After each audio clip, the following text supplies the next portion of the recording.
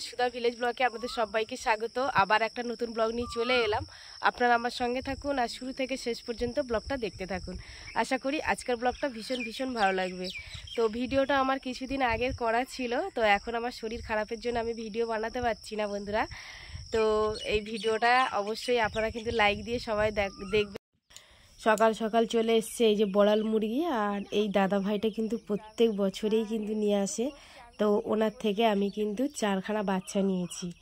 তো এই যে দেখুন বাচ্চা, আমি কি সুন্দর কিউট দেখুন বাচ্চাগুলো দেখতে। গুড মর্নিং বন্ধুরা, আজকের এই যে দেখুন দিদি বাড়ি থেকে আমরা সবাই কিন্তু চলে যাচ্ছি বাড়িতে। তো আপনারা ভীষণ কিন্তু মনটা খারাপ লাগছে, অনেক দিন পর কিন্তু দিদি বাড়িতে এসেছি, আবার জানি না কবে আসবো। মন খারাপ নিয়ে বাড়িতে যাচ্ছি। তো আমরা এখন বিয়ালাতে নেমে গেছি অটো থেকে। এবারে এই যে আরও একটা অটোতে উঠেছি, এবার বালিগঞ্জে নামবো গিয়ে, ওখান থেকে আমাদের ক্যানিং ট্রেন ধরবো। আর ওই যে রাস্তার ওই পাটটা মানে ওই সাইডে সৌরভ গাঙ্গুলির বাড়ি।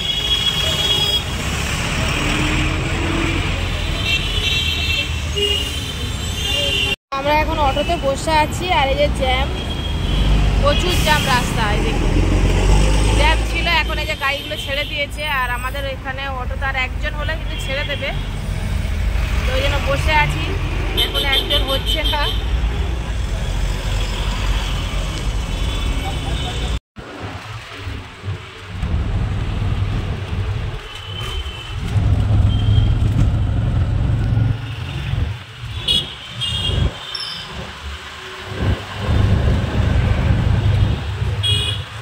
তো এই যে বালিগঞ্জে চলে এসেছি, এবার আমরা নামবো। এই যে অটো এবার দাঁড়িয়ে গেছে, এই অটো দাঁড়িয়ে গেছে।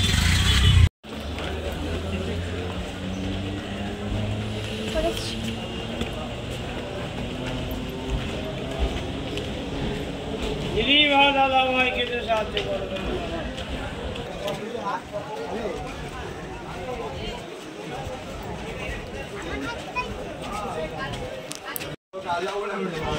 এই যে সিঁড়ি দিয়ে নেমে গেলাম, এই সিঁড়িটাই কষ্ট, নামা ওঠাটা অনেকটা সিঁড়ি ভাঙতে হয়।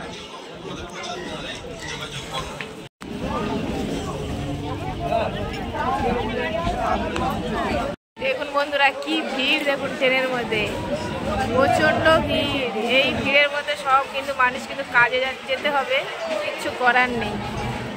কত কষ্ট তাহলে আমাদের করতে হয় প্রত্যেকটা মানুষের। তো এই যে দেখুন ট্রেনের মধ্যে উঠে গেছি, আর ট্রেনটা কিন্তু এর ভিতরে অনেকটাই ফাঁকা ছিল, দেখেই বুঝতে পারছেন আপনারা। যেদিনকে যাই প্রচণ্ড ভিড় ছিল, সেই সময় তখন ক্যামেরা করতে পারিনি, অনেক মানে কষ্ট করে যাওয়া হয়েছিল। থেকে নেমে গেছি আর খুব খিদে পেয়েছে, তাই জন্য ভাবি যে একটু সবাই মিলে টিফিন করে নেবো। তাই একটু মশলা মুড়ি বানাচ্ছে, যে মশলা মুড়ি নেবো। আর স্টেশনের এখানে মশলা মুড়িটা দারুণ লাগে খেতে। তো ভিডিও করছিলাম বলে দাদা ভাই বলছে আমার দোকানটাও করে নাও, তো ওনাকেও তুলে নিলাম। এই দেখুন মশলা মুড়ি নিয়ে নিয়েছি, আর দারুণ বানাই কিন্তু দাদা ভাইরা। এখন এইটা আমরা টিফিন করব।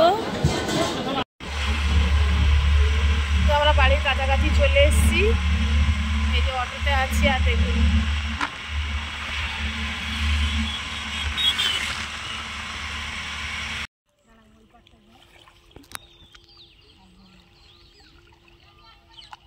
এই যে আমি বাড়িতে চলে এসেছি, আর এসেই পুকুরে মাছ ধরতে নেমে গেছি।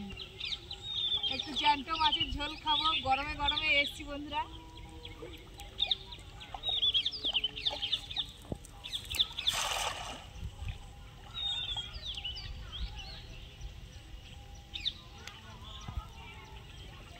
আর পুকুরে ভালো করে এবার স্নান করবো, প্রচন্ড পেটটা গরম হয়ে গেছে।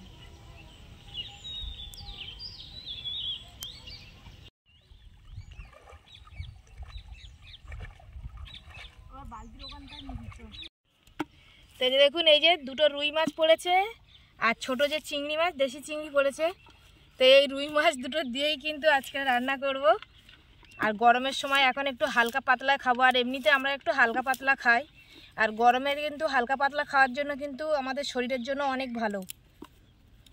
দেখছেন তো দেশি চিংড়িগুলো কত বড় বড়, এই যে দেখুন। এই চিংড়ি মাছগুলো কিন্তু বেশ ভালো লাগে, কিন্তু এমনি অনেকে কিন্তু লাউ পাতার সাথে ভাপা খায়, অনেকে এমনি মেখে পেঁয়াজ লঙ্কা দিয়ে ভালো করে মেখে খায়, দারুণ লাগে খেতে।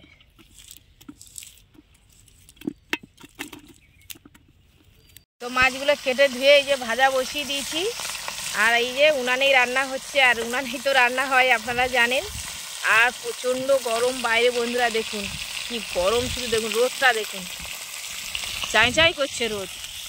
এই দেখুন রোদটা, প্রচণ্ড রোদের তেজ। আর এই রোদের তেজে ছাউনিতে বসে বসে আমি রান্না করছি। এখন রান্না করে নেবো, তরকারি করে নিয়ে তারপরে আপনাদের সামনে আসবো। তো এই যে শুধু ঝোল ভাত করেছি আর চিংড়ি মাছটা ভাজা করেছি। তো এখন এইগুলো দিয়েই কিন্তু ভাত খেয়ে নেবো, বেশি কিছু করিনি। আর এমনিতে গরম থেকে এসছি, আর ভালো লাগছে না কিছু করতে। তো ব্লগটা এখানেই শেষ করছি। যদি ব্লগটি ভালো লাগে সাবস্ক্রাইব, লাইক, কমেন্ট, শেয়ার করবেন, আর আমার পাশে থেকে আমাকে সাপোর্ট করবেন। যারা আমার ফেসবুক পেজে ভিডিওটা দেখছেন পেজটিকে ফলো করবেন। সবাই ভালো থাকবেন, টাটা।